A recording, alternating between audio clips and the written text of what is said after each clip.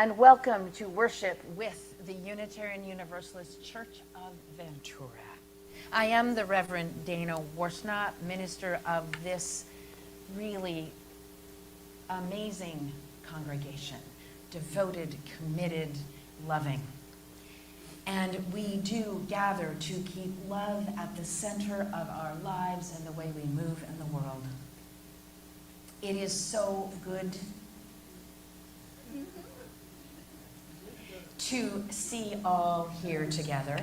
And no matter how you got here, whether you entered by Zooming, driving, cycling, wheeling, stepping with care, or dancing heels, we are glad that you have joined us.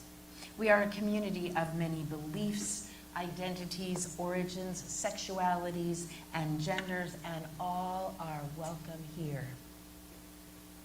Our theme for the month of May is pluralism, which is one of the values that is expressed in the proposed revision of our faith statement in the Unitarian Universalist Association's bylaws that are going to be voted on for the second time in June. The pluralism language reads, "We celebrate that we are all sacred beings, diverse in culture, experience, and theology. We covenant to learn from one another in our free and responsible search for truth and meaning. We embrace our differences and commonalities with love, curiosity, and respect." And this congregation does that pretty dang well. Just a few announcements and commentary. Wow, we had a great assembly last weekend where people from 28 Unitarian Universalist congregations over the Pacific Southwest joined here together to learn and grow together. Also want to let you know that our pledge drive is approaching the 50% mark. It probably has even gone over it.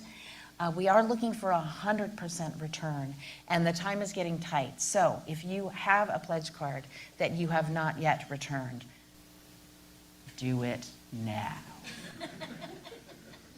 Thank you. Also want to let you know that the Environmental Action Team is meeting after church at 11:30 in our conference room, and that screen will be moved aside so you can enter it easily. And also that two things are happening on May 19th, and it's going to be a little interesting. May 19th is going to be our animal blessing service. And that is when you get to bring your leashed, crated, well-behaved animal companions to church that day, and they all get blessed. It's an all-generation service, and it's a total delight. Then after that service, we are having our new to UU class. It's a regular series, which if you want to know, if you're new among us and you want to know more about Unitarian Universalism and this church, it's a great place to start, and we're going to figure out how that's all going to work with Critters 2. We'll do it. We'll see. We'll see how it all goes. And also just want to say thank you to the people who are in our masking only section as we try to keep ourselves as safe and comfortable as we can, even in a post-pandemic but still COVID present time in our lives. May this be a brave and kind space for all. May our deepest fears and our grandest hopes be held tenderly here. May we find ways to encourage each other, put our hearts into one another as we enter sacred space.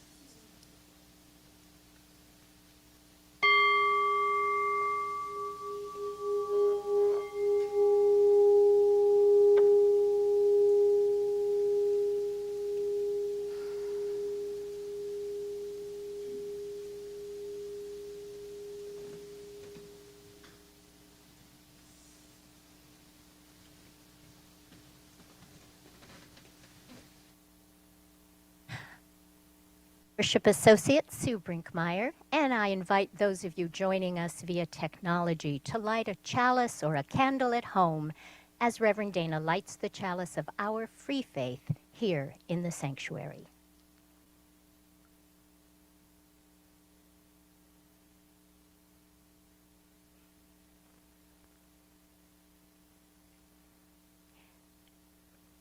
We begin our service with these words adapted from Reverend Erica Hewitt. Welcome to this morning, this day, and another chance to be together in community, a time of joy, comfort, and sometimes challenges. We gather each Sunday to learn more about being human. We're not here because we figured out life's questions or because we think we got it right. We come to learn more about being in relationship together, how to listen, how to forgive, how to be vulnerable, and how to create trust and compassion in one another. Let us move into worship willing to be authentic with each other, honest with ourselves, and opening to connection in all its forms. Come, let us worship together.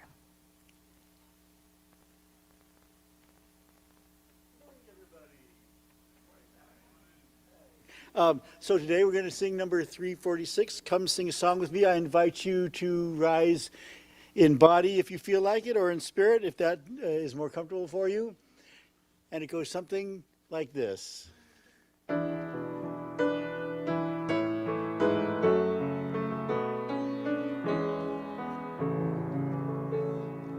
Come sing a song with me. Come sing a song with me.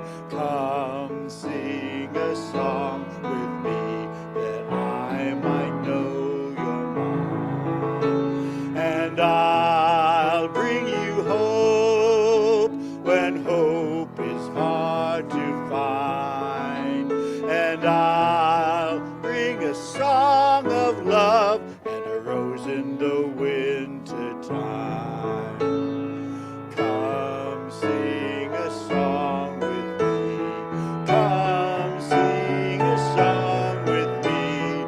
Come sing a dream with me, that I might know your mind. And I'll bring you hope when hope is hard to find. Bring a song of love and a rose in the wind. Come walk in rain with me. Come walk in rain with me. Come, that I might know your mind.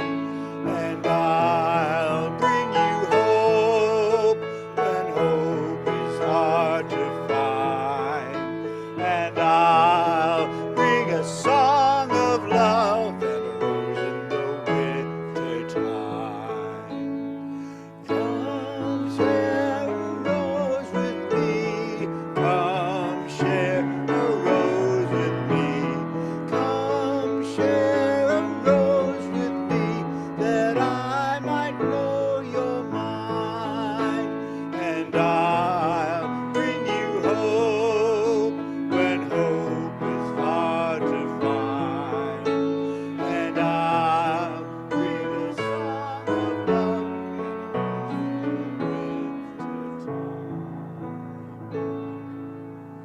My name is Lily Rappaport. I'm the Director of Family Ministry here, and right now I'm going to call up all those young or young at heart to come sit in front with me as we tell the story. So today's story is about a rabbit who sees his shadow. How many of us have shadows? Okay, and some of us don't know that we have shadows, but we're going to find out what happens to this rabbit when he acknowledges his shadow. So today's story is a slightly adapted version of the story that's called The Black Rabbit, written by Philippa Leathers. Rabbit woke up one morning and stepped out of his burrow into the bright sunlight. It was a beautiful day. But something was wrong. He was not alone. Rabbit was scared. "Go away, big rabbit," he cried. But the big rabbit did not move. So Rabbit ran. But the big rabbit was right behind him, and that made Rabbit run even faster. "The big rabbit won't find me here," thought Rabbit, and he hid behind a big tree. But when Rabbit stepped out from behind the tree, there was that big rabbit right in front of him. "Maybe he's not a good swimmer like me," thought Rabbit. And Rabbit jumped into the river and swam to the other side. But as he pulled himself up to the bank, the big rabbit climbed right out of the water too. "What do you want?" cried the rabbit, trembling.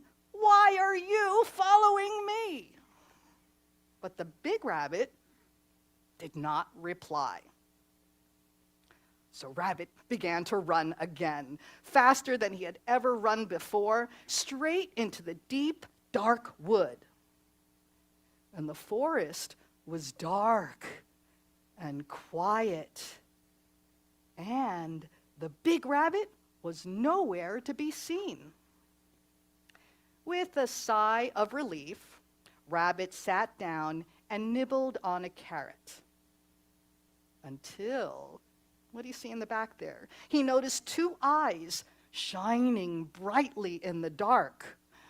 "Oh no," thought Rabbit, "the big rabbit has found me." But it was not the big rabbit. What does it look like? Big bad wolf, right? So Rabbit ran as fast as he could out of the deep, dark forest with the wolf close behind him.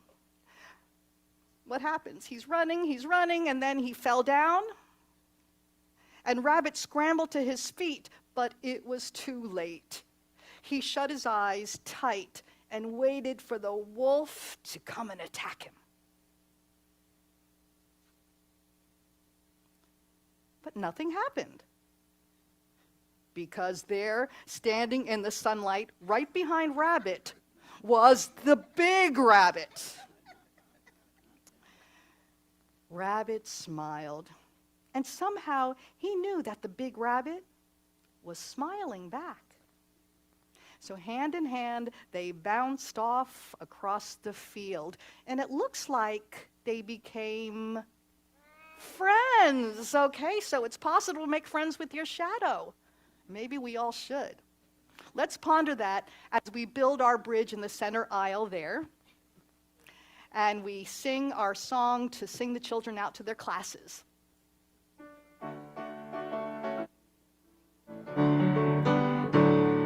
We hold you in our love as you go. May your heart be at peace as you go. To nurture the spark of your precious life. We hold you in our love as you go.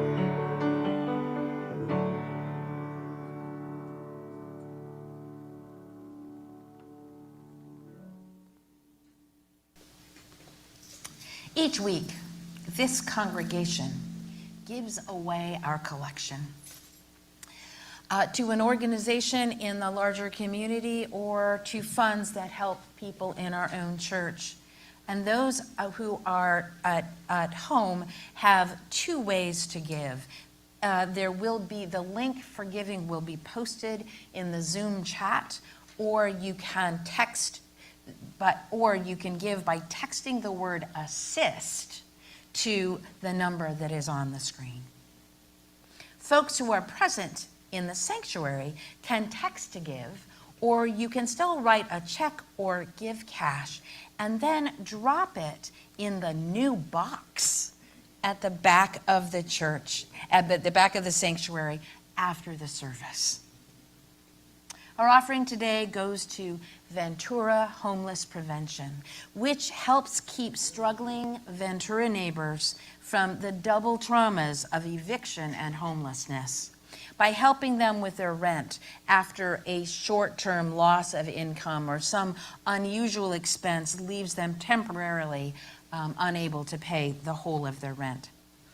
Ventura Homeless Prevention got its start right here in this sanctuary with its first fundraiser back in 2007.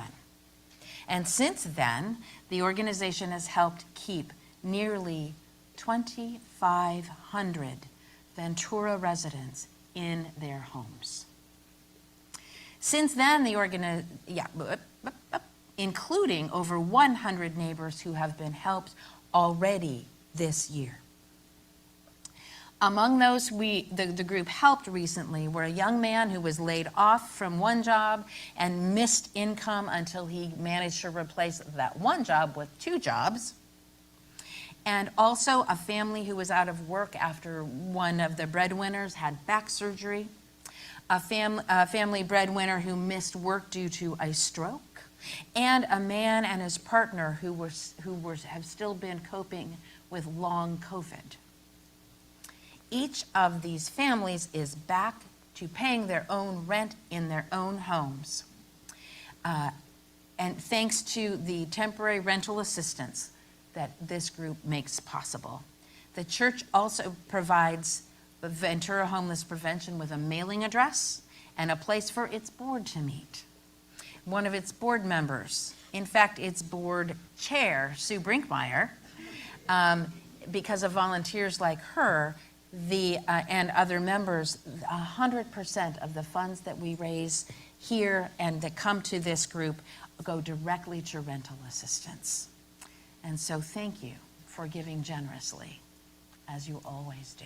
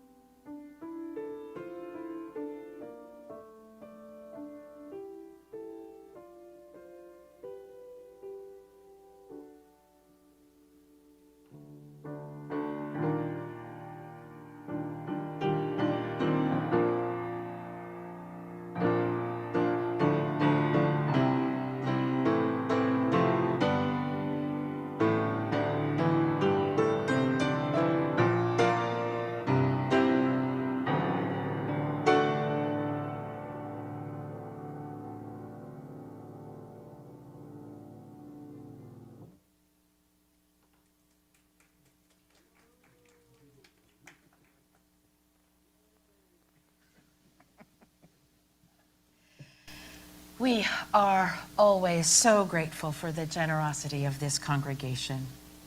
It is such an important part of the beautiful tapestry of love that we weave, starting in this sanctuary and then reaching so far beyond us. a tapestry of love that we call community.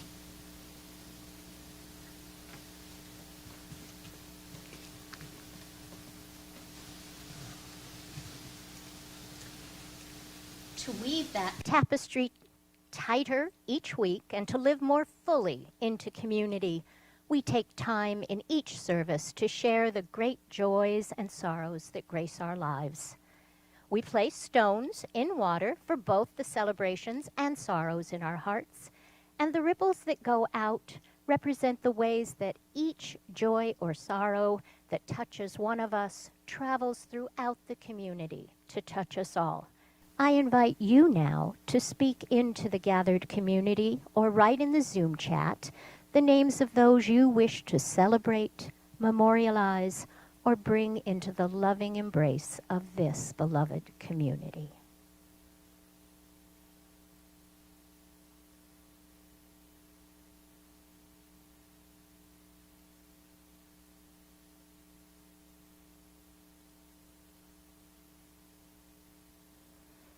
Reverend Dana will now place one final stone in the water for all the joys and sorrows just shared and those yet unspoken in the silent sanctuary of our hearts. May we be truly grateful for all that is our life.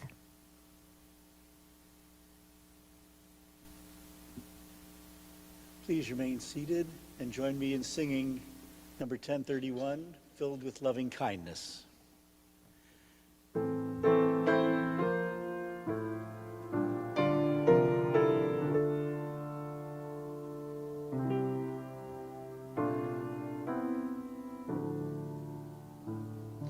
May I be filled with loving kindness.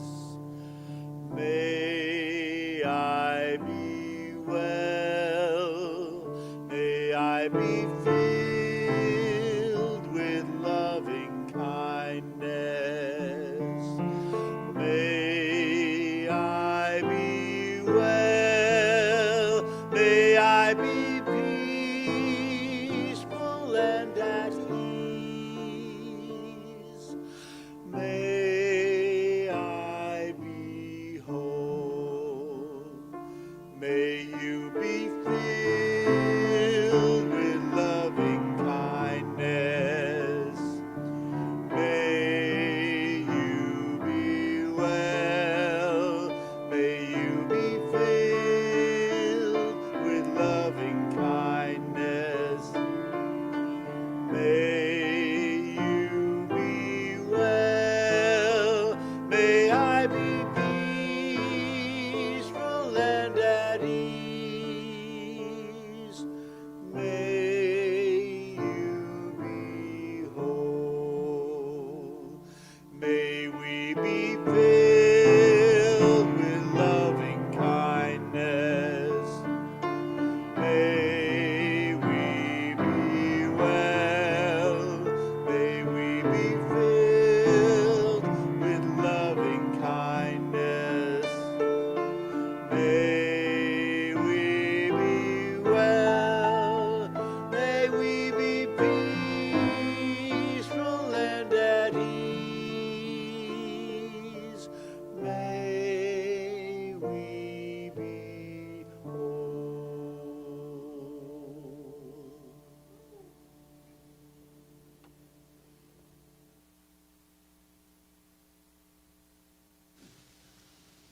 Our reading this morning is by Leslie Hazelton from her book, Agnostic, A Spirited Manifesto.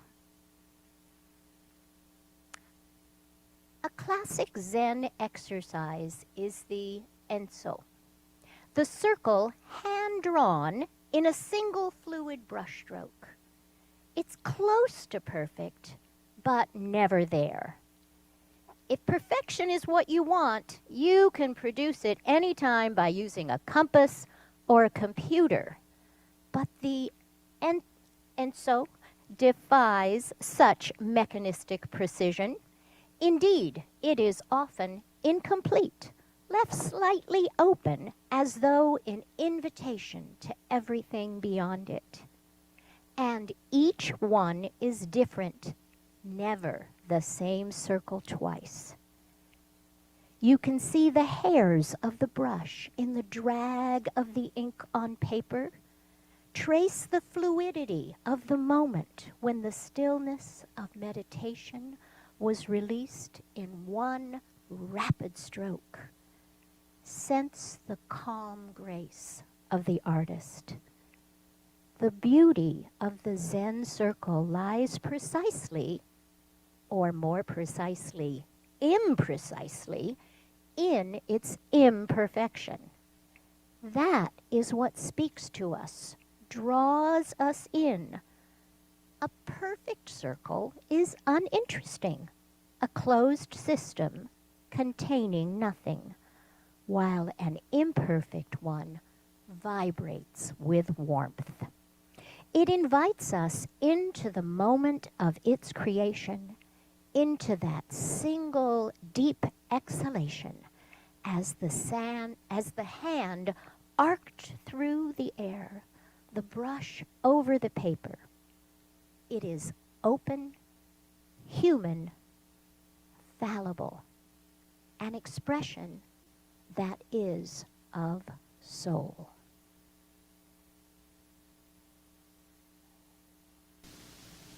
I invite you now into a time of meditation. Close your eyes if you wish. Place your feet on the floor if you're comfortable doing so, and breathe. Let your breathing fall into its natural rhythm as you arrive fully here and now.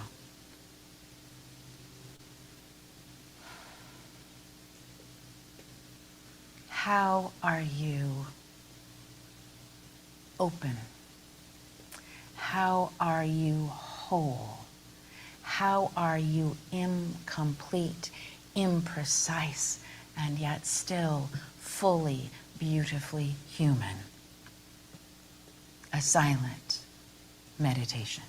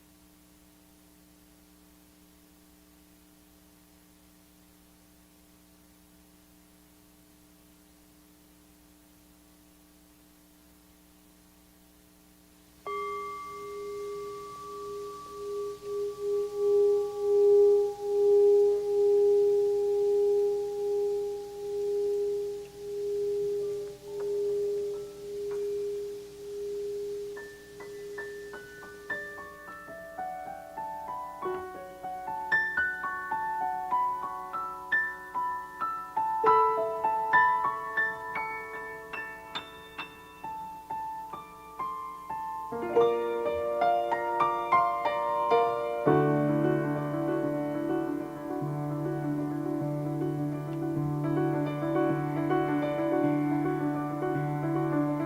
trees in the forest, one was crooked, one was straight.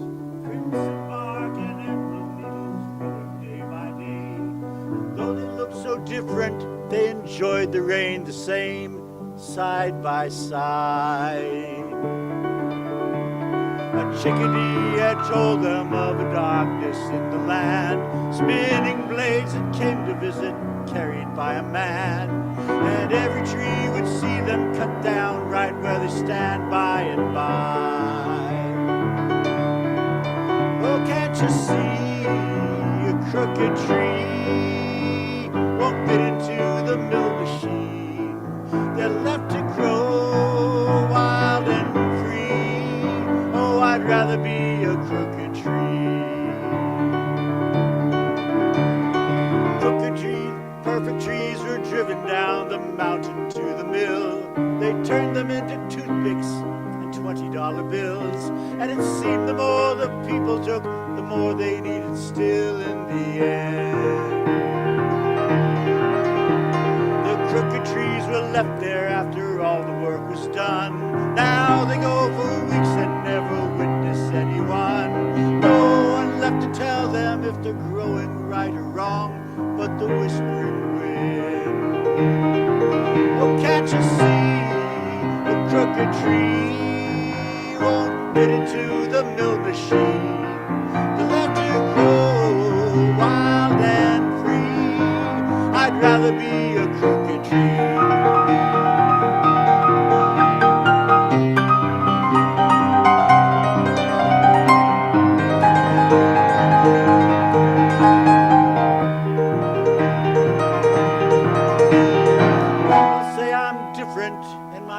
Life seems strange. I took the road less traveled, twists and turns along the way. But like the crooked tree, I'm growing stronger every day as the clouds roll by.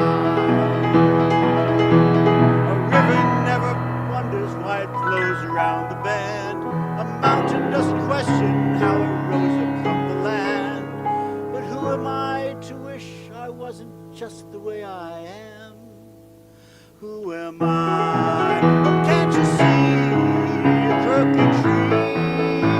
Don't fit into that mill machine. It's left to grow wild and free. Oh, I'd rather be a crooked tree. A crooked tree. Don't fit into that mill machine.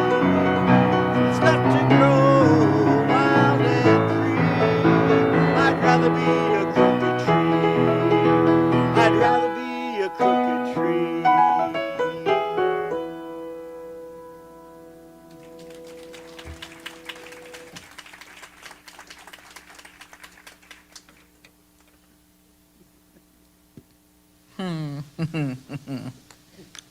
I took notes. You'll see them in here somewhere. Yep. The stirrings of this sermon arose during a loving kindness meditation one morning on the couch. Landing on that final line, "May I be whole," I began to ponder human wholeness. I realized that part of me thinks that wholeness can only happen if I am fully healed of all wounds and neuroses. And I can't be whole and still be hurting and anxious. I'm going to have these neuroses with me forever. They might get a little lighter, but they're not going to go away. They haven't in 66 years, so okay. Not entirely, anyway. Anyway.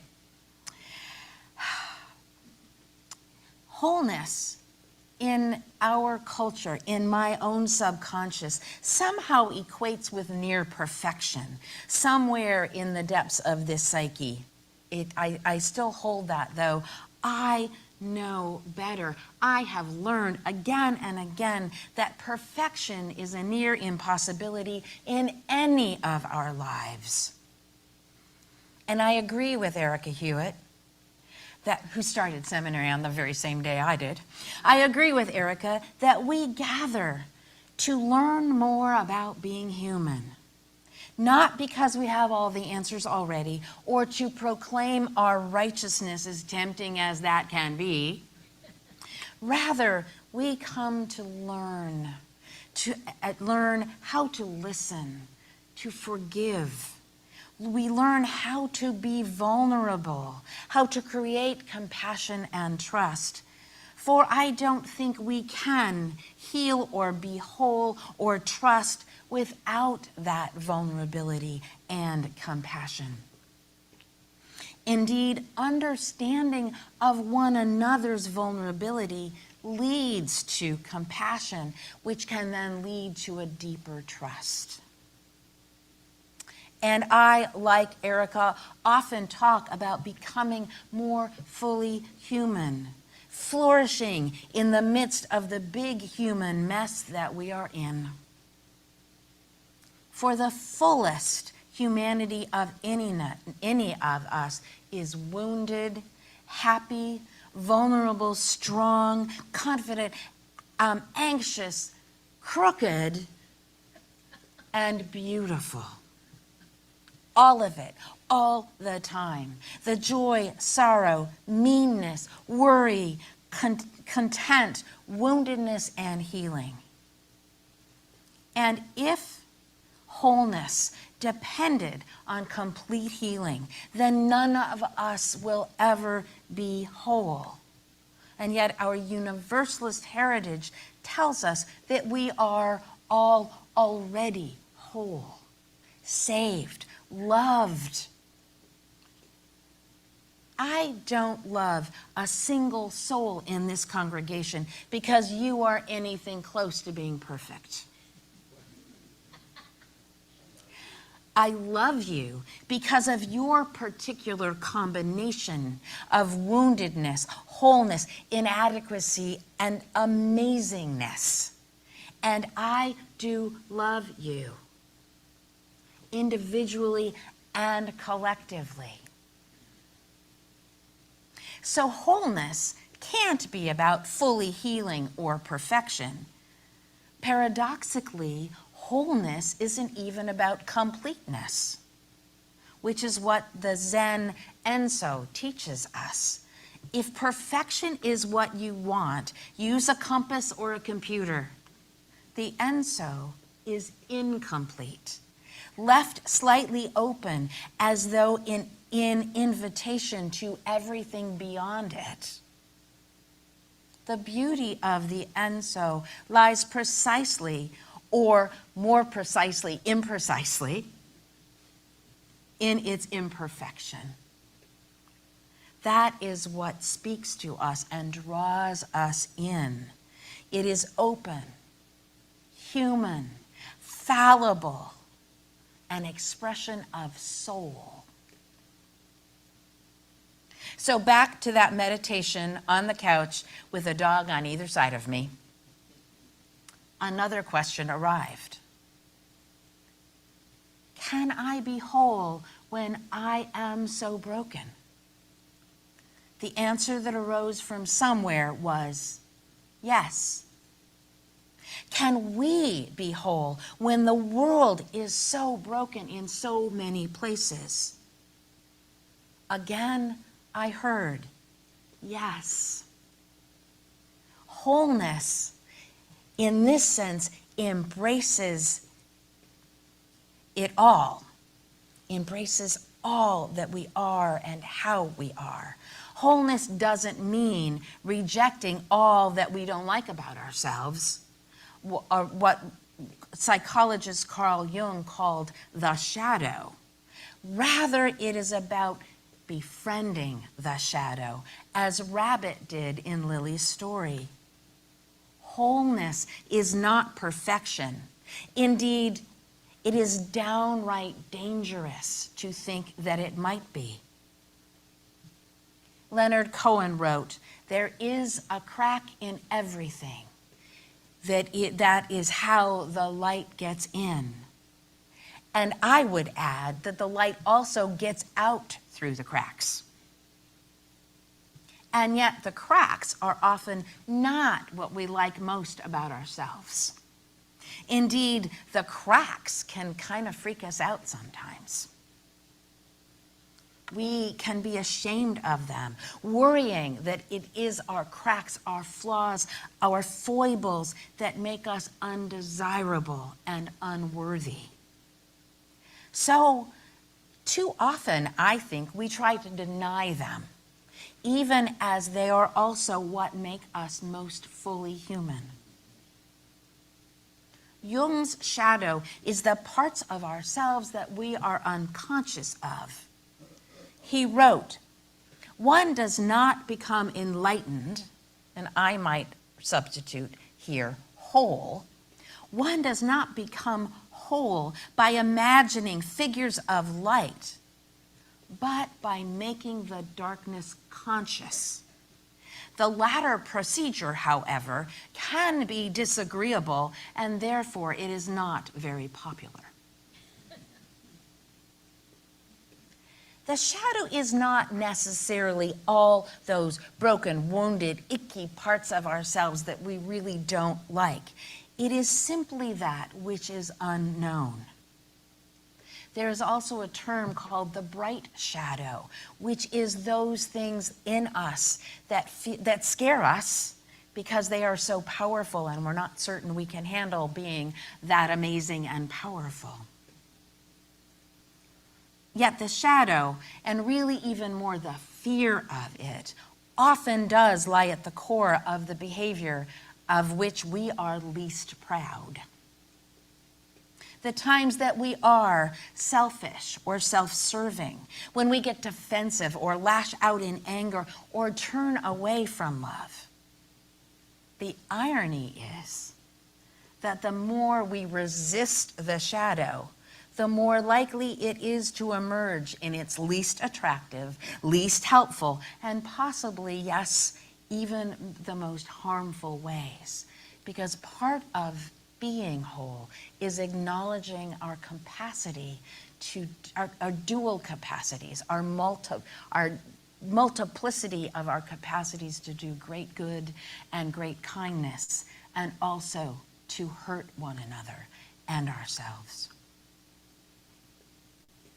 Rabbit ran from the big rabbit straight into the deep woods. Woods where supposedly Big Rabbit disappeared. Woods that also represent the unconscious in Jungian psychology. There, Rabbit did find a monster, a scary beast. Yet the beast turned out to be harmless, especially when Rabbit came out of the forest and befriended the big rabbit, which was actually Rabbit's very own shadow all along. We need to befriend the shadow. Who knew how much Jungian psychology could be packed into one simple story? Buddhist teaching, including Zen, Buddhist teaching would have us sit with non-attached attention to all the ways our humanity expresses itself. In meditation, the shadow naturally arises, and the Buddha taught that we should notice it with curiosity and without fear or turning away or resisting it. The flip side here in this Buddhist practice is to notice also the joy, the contentment, the pride of accomplishment with equal curiosity and non-attachment. Both are expressions of our beingness, actually are part of the whole of who we are.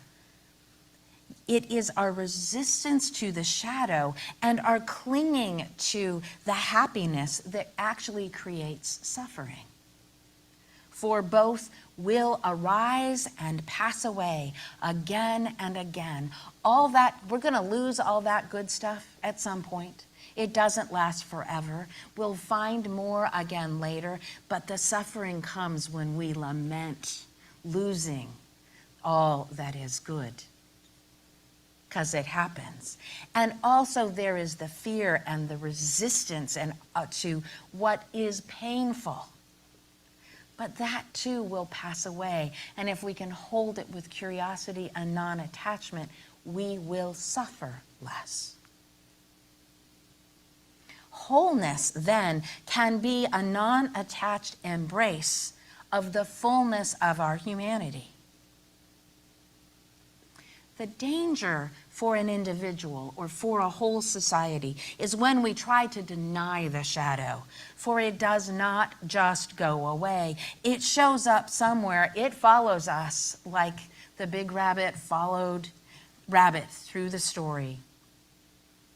And what we so often do as humans afraid of shadow is that we project it out onto other individuals or whole other peoples. And this is how we make someone the other. We otherize people and nations. When somebody becomes the other, it is easier to discriminate against them or even harm them. This is why I find American exceptionalism so dangerous. It claims that this is the greatest and most powerful nation that has ever been on all the earth, ever, and it claims all the light for our dear country. And it is always assuming the best possible motive of what we are doing, because we're always just trying to help and bring democracy to everyone. And yet, this very idea lies at the root of many, if not all, of our worst acts in the world. And paradoxically, also, it lies at the heart of many of our greatest as well, because we are not all good, nor are we all bad. We are a mix, and this is always so. This is a part of what is going so terribly amiss in the Middle East, particularly in these times in Gaza and Israel. I have said very little from this pulpit about this horrible war. I have said very little for a number of reasons. First of all is that my heart is broken apart by it.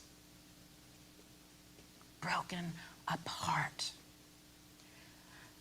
And I am also aware, painfully, of the so many layers of complexity in it all: cultural, political, historical. It's awful beyond anything I know how to do anything about. The refusal, particularly of the leadership in Israel and Gaza, the refusal to see the other as fully human has led to so much suffering and utter hideousness all around. The kind of hideousness that arises when people cast all blame and shame outward, projecting their very own shadow and then trying to hurt it out there. Projecting their very own shadow, the thing that they fear the most about themselves, onto others. And it's odd how this shadow thing works, because when we project it outward, it actually takes more life. It becomes more real. And trying to kill the shadow out there, not befriending it and not learning to fear it in here, we just try to get it away from ourselves. Israel was attacked and has responded with such force as to create a humanitarian catastrophe, killing tens of thousands. Hamas and others in the region simply want to see Israel gone completely. And it all grows worse and worse, creating more suffering, anger, horror, and a deeper desire for revenge. Even if one side were able to cut off the Hydra's head, more would sprout up. They would multiply. Traumatized people traumatize people. And there are traumas here going back decades and centuries, perhaps millennia, in this land. As Gandhi said, an eye for an eye will leave the whole world blind. And suffering is compounded for all, though the violence and destruction land unequally, in this case, upon the Palestinians. And my heart is breaking. Protests in this country grow violent, dividing us further. And my heart breaks open. And yet, I can't help but notice that the protests at universities where the school administration is willing to be in dialogue with protesting students have had far more peaceful protests, and they are accomplishing more. Asserting authority through power, in this case by shutting down protests and bringing police on campus, has only made things worse where it has happened. And too often, authoritarian power is just another expression of the shadow. In this, though, there is yet a glimmer, actually many glimmers of hope, for we might yet learn something. I remember talking with my big brother, the one I brag about all the time, shortly after October 7th. And I held out the hope that perhaps the response that could come might be different, might be more humane than it turns out to have been. And I think that we can yet learn something here. So what do we do here in this beautiful sanctuary within this amazing community? We can pay attention. We can let our hearts break and feel that pain. The word heart in Latin is from the root cor, and it is what we do is we encourage each other, and when we encourage each other, we put heart into each other, greater heart into each other. So we can let our hearts break, we can feel the pain, and we can encourage each other, hold each other's hands, talk and walk together through all of this. We can be as kind as we are able. Protest. Protest as you are called to. Listen. Forgive when you can. Be vulnerable. Have compassion for the vulnerable beings about you, which is all of us. Lean into trust. Can our hearts be whole and yet have opening for new ideas, new people, new possibilities? Yes. Can we be certain and uncertain together? Yes. That is why we are here, to grow, learn, and become more fully human together. Can that be painful? Can that be unpopular? Sometimes, absolutely. Can that be beautiful? Yes, almost always. Will it be messy? Often. Can we heal? Of course. Acknowledge your shadow. Be gentle with it and with yourself. Know yourself a little better and a little better. When you feel angry or defensive, look first to what in you, what part of you is being activated. Own what is yours. Finally, can we be whole? Always. Healing and grace are always possible, always available.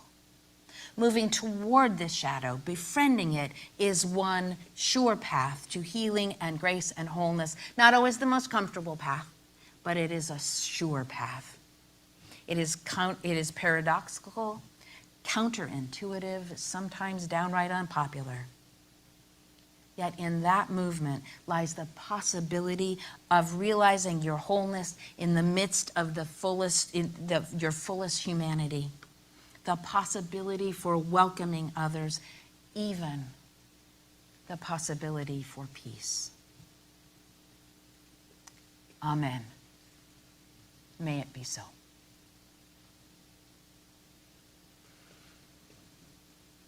I invite you now into a time of prayer.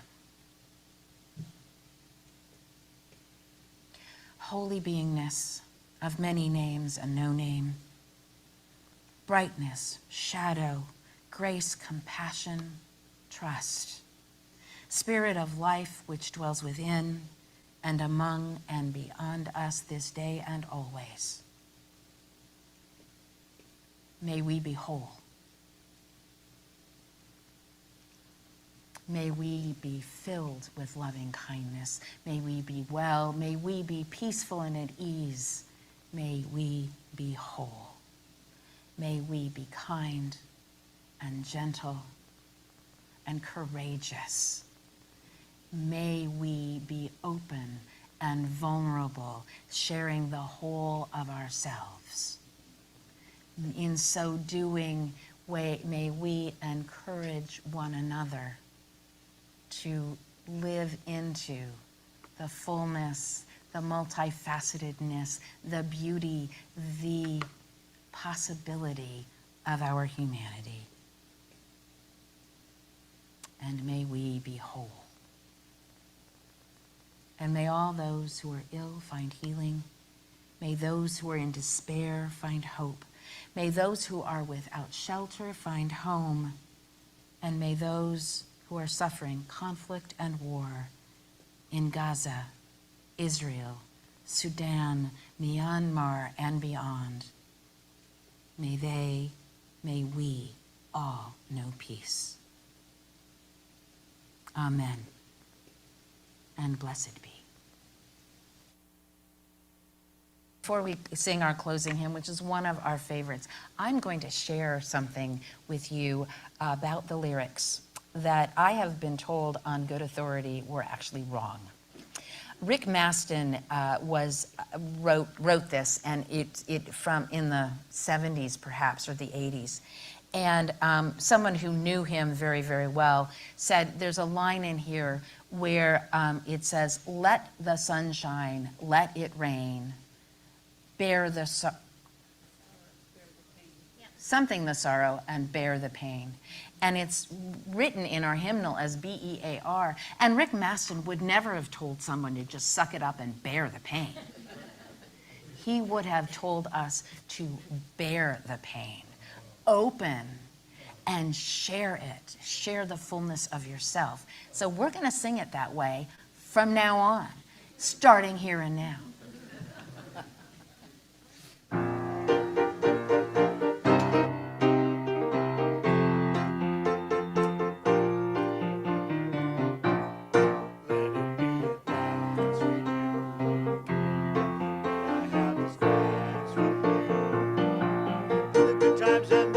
Times too. Let it be a dance. Let a dancing song be heard. Play the music, say the words, and fill the sky with sailing birds. Let it be a dance. Let it be a dance. Let it be a dance. Learn to follow, learn to lead.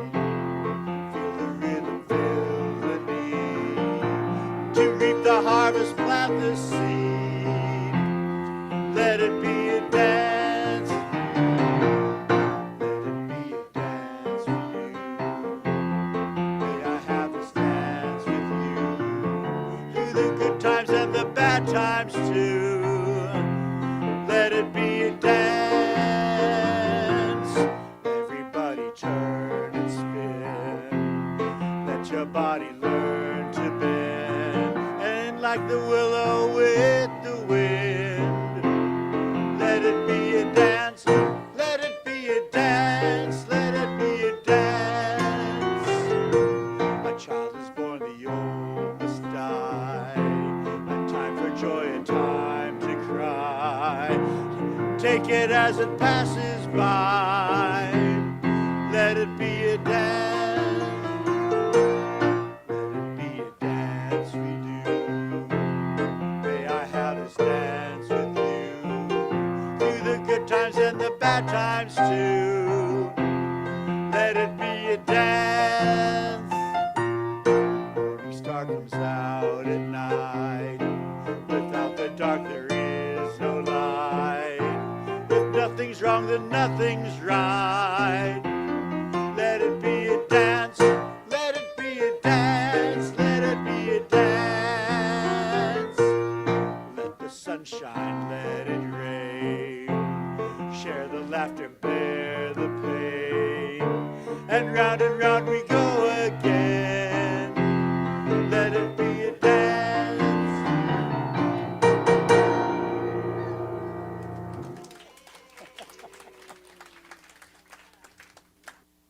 Please join me in reading the words on the screen as we prepare to extinguish the chalice. We extinguish this flame, but not the light of truth, the warmth of community, or the fire of commitment. Those we carry into our lives until we are together again. Woohoo! All of you here in the sanctuary are invited after the service, of course, for coffee, tea, bagels, conversation in our community room, Berg Hall, right through both sets of doors. And while you're there, you might want to drop by the big round table with a welcome center sign overhead to visit with the friendly folk there waiting to say hello. On your way out of the sanctuary today, we remind you that you can drop cash or a check in the new box on the back wall for our offering or a pledge. At 11:30 today, reminding you there's a meeting behind that screen there in the conference room of our environmental action team, and it will be on Zoom as well. And I hope those of you joining us today via Zoom will also hang around and visit with one another and with the folks in Berg Hall who can join in that conversation via the big TV right against the wall here. Hope we will do that. Community is what makes us whole in part. So I leave you with these words from the Reverend Dr. David Breeden, a reminder as to why we need everybody everywhere all the time. Your courage to wear your beautiful hat gives me courage to wear my beautiful hat. Your courage to wear your true smile gives me courage to wear my true smile. Your courage to tell your life true gives me courage to wear my life true. Your courage to be real gives me courage to be real. Your courage, my courage, let us be courageous, full of heart together. Your courage gives me courage. My courage gives you courage. It is always so good to be together. Share your story, share your mind, share a rose. Dance together. Go forth in love. Go forth in peace. May it be so.